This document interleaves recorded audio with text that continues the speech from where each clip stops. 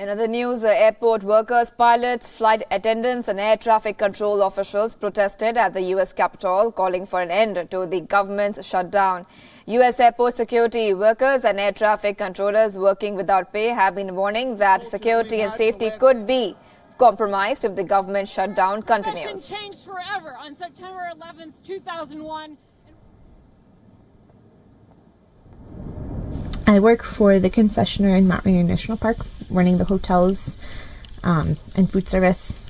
So that affects a lot of people, about 40 of us who have been furloughed during this time period. So that also means there isn't tourism money coming into our community, which means local restaurants can't stay open, or they have 1 or 2 days where they're open, otherwise they don't have business. It's people like me who can't afford rent, can't afford car payments, wondering when we're going to be able to go buy groceries again. And all of this is because of a childish temper tantrum over something that is completely unnecessary. The partial government shutdown in the U.S. entered its 22nd day on Saturday, becoming the longest government shutdown in the history of the nation.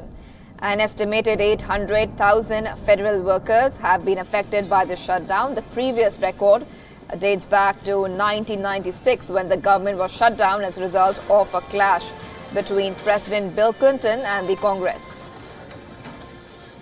I didn't get any sleep last night. I think I had about 3 hours. Went to sleep watching the news. Woke up this morning still thinking about all the families affected by this government shutdown.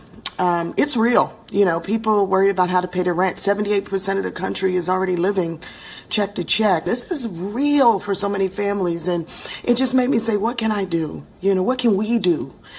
Here's what I want you to do. If you're a government worker affected by the shutdown, I'm going to pay someone's bill every week until the government opens. So email me, egypt@egyptsharadrealestate.com. And I challenge any celebrity, athlete, entertainer, anybody who can just do something to do the same and pass it on.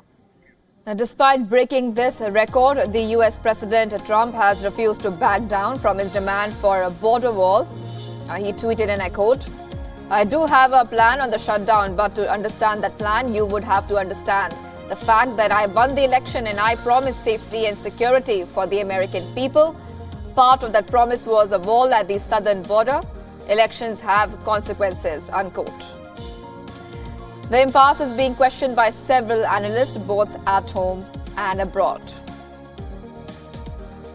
Now, meanwhile, former Secretary of State Hillary Clinton tweeted also and reacted on the shutdown. She said, and I quote, "As of today, this shutdown is the longest in history. The costs are already high profile and people are missing paychecks, losing businesses or working without pay. Our national parks are overrun with trash. The FDA and FBI warn of harm to our food safety and national security."